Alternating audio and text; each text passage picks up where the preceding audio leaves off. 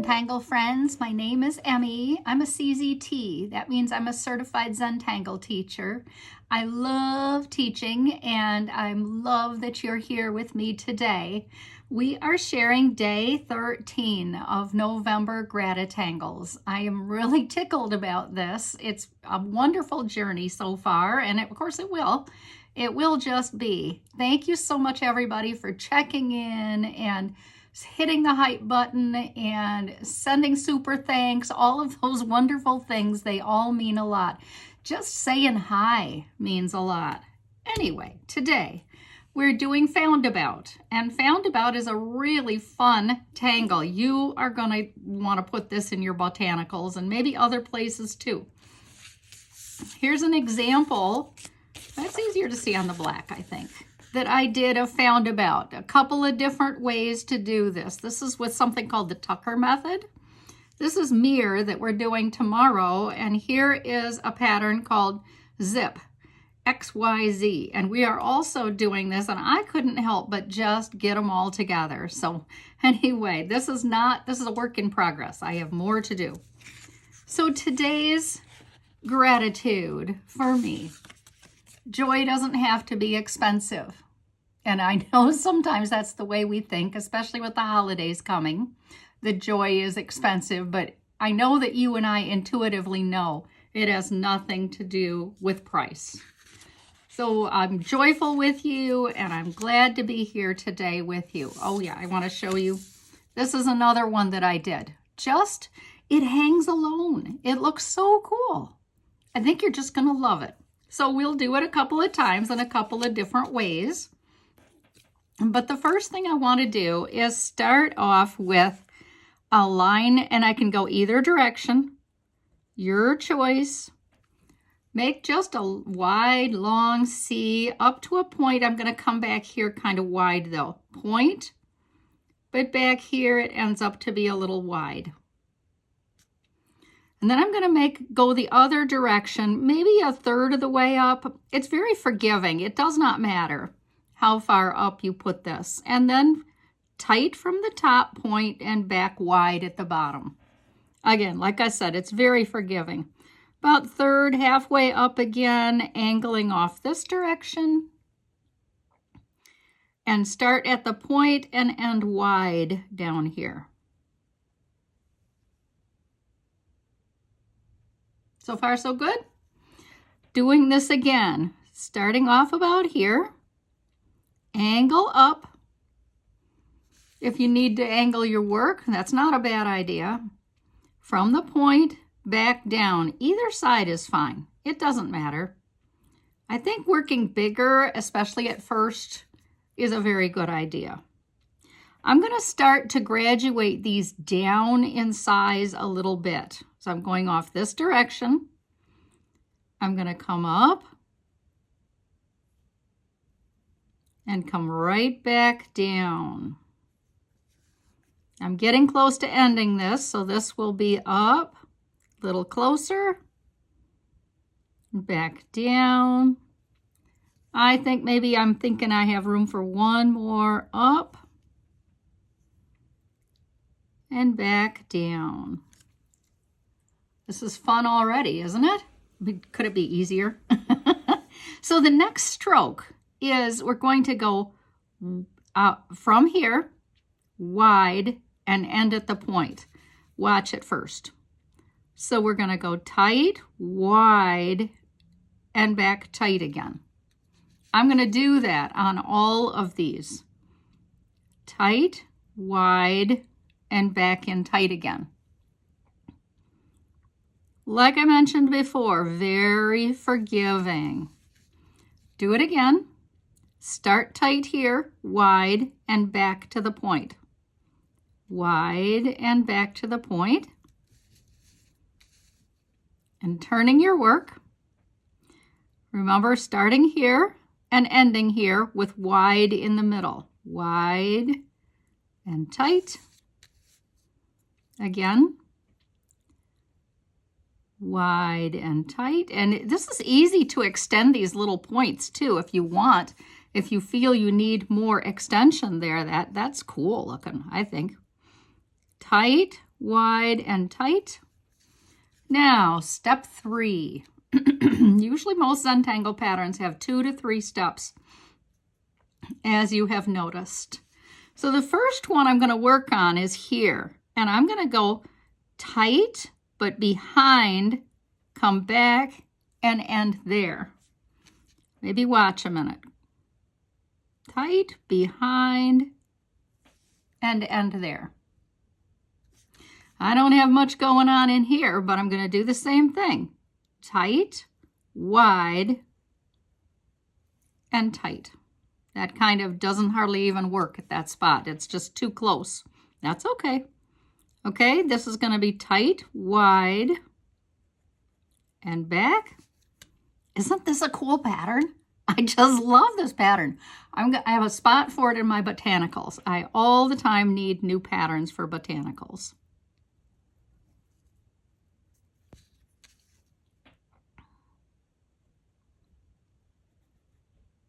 Very, very, very forgiving. And one more off here and finishing there. So that is essentially the pattern. Now there are treatments that you can do with this pattern. Let me just do one leaf over here. Out, and you've got the muscle memory going. So let's just do one out and back. And then the other side. And that, of course, would be going behind something, but we're going to do it by itself now so that I could show you an idea. One of the fun things I have seen is to go around behind each side like that. Darken. Leave that center of the leaf alone. And then from here, do a series of small, I'd call them petals inside. Depending on how wide yours are, you may have room for more treatment inside. Isn't that cute? So like I said, you could do more inside there if you wanted with this back and forth replicating pattern. Let's try one more. Okay, I'm going to come along like this. I just can't wait. I can't help but want to show you more variations. Okay, on the underside is where you go wide and back. Wide and back. On the top side is where you're going behind another leaf. So that won't be wide and back. But let's see what I have up my sleeve here. So if I did without that orb in the middle, coming along on each side,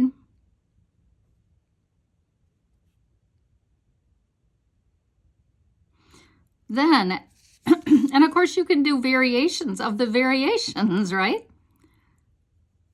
I'm darkening in these little interstices, they're called, and I may be saying that badly, so just be kind.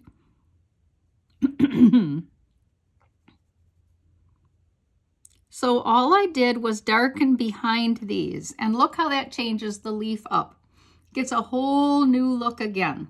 So let's take a minute and see look what I did this time. I put a long line there. Another way would be to look at this one, short lines here. And then here I filled in the center one here, this ear, I just filled full of orbs.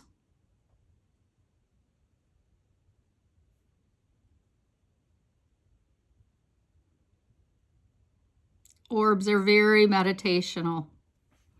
And yes, orbs are the same as circles. It's just that we say orbs because they're not perfect and they're very much like us, we humans, of course. So following that pattern that I had on the one, you might make a long line. And see how that naturally darkens it at each end, which means you really don't have to do shading on that pattern there.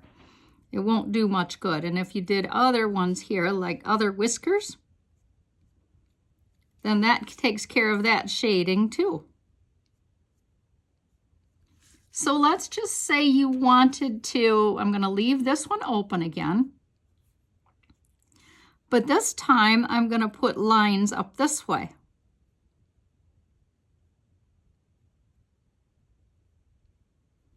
Kind of darken as I go, and that has a cool look to it, don't you think?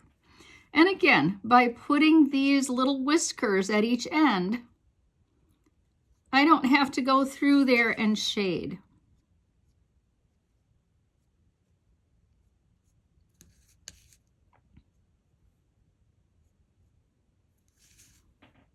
Just dark enough.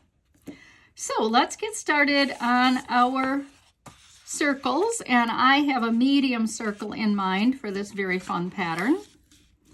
And I'm thinking that having a cutoff part, there are 3 or 4 of them like that, and I don't think that's going to be a problem. So I'm going to get started right down here with a long C. Tight from the top and back, wide at the bottom. I think I'll put a little treatment in there like that. Let's build this first. Oop, so sorry. And back. Do it again. The student is always supposed to surpass the teacher. So you feel free. I actually make mistakes and always have in my work just so that yours would be better and you would feel better. It might or might not work, but I still like the idea of it. So I have built this very fun thing here. And now I'm going to do the treatment on the underside of each. I need muscle memory, so that's why I'm doing all of those out and back in. Here, out, back in, out and back in.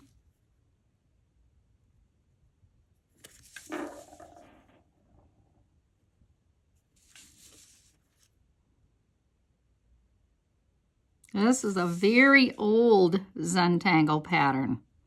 Oh, no, it isn't either. No, excuse me, I'm misspeaking. This is not an old one. This is a newer one.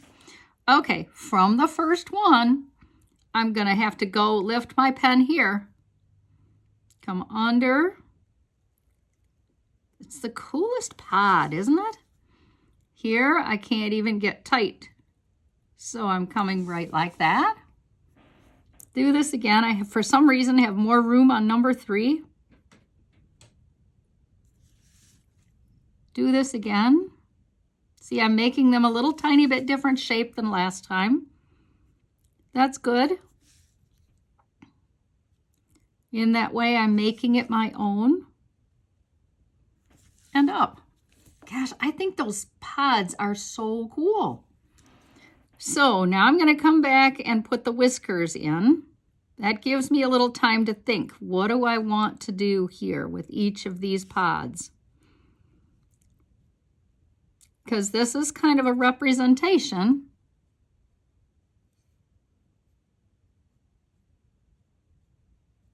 I love this pattern. I love Foundabout. I think this is fun. And it's tempting to me to really get carried away, but I really like these. For myself, I like these hollow. So maybe I'm just going to put lines here this time.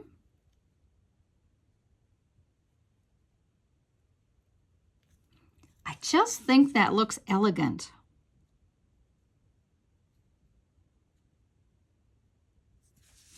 If you want to do this and you have a thinner nibbed pen, you'll get even finer lines, which would be really cool looking too.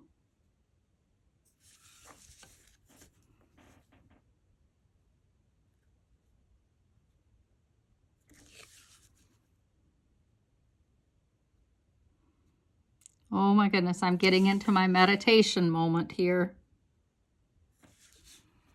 This time I need something different around the outside. So what I'm going to do is put some wavy lines.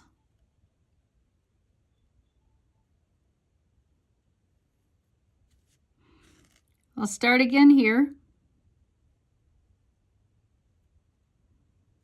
There isn't going to be much going on because that kind of interferes, but I'm going to put a second one in here.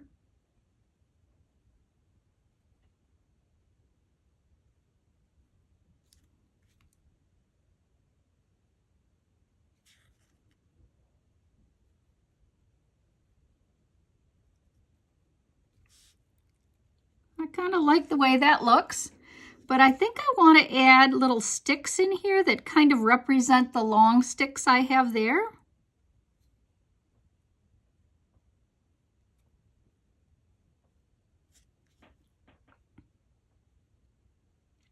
Just a little embellishment.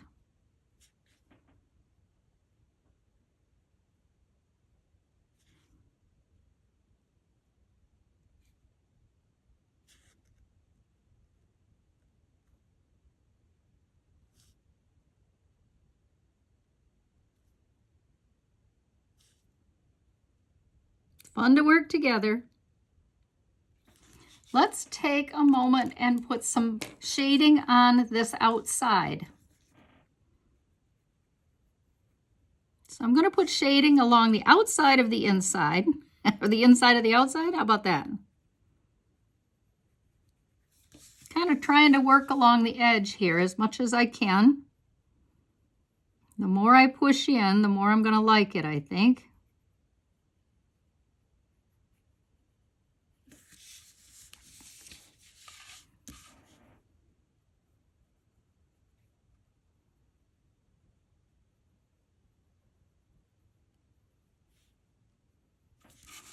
Get the little, it's got a little white edge there, and I don't like that. It isn't going to shade very nicely if I don't push that in better.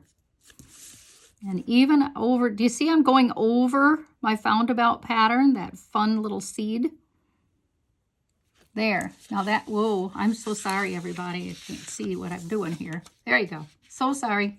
Thanks for being kind. Okay, I'm going to come along here like this and diffuse that all the way into the paper. Just push it into the paper until there isn't any more again.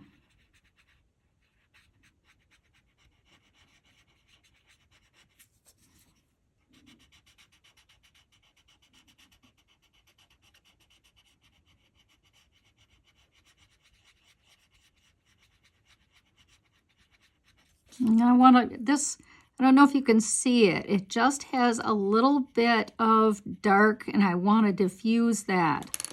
So I'm going to go over that again.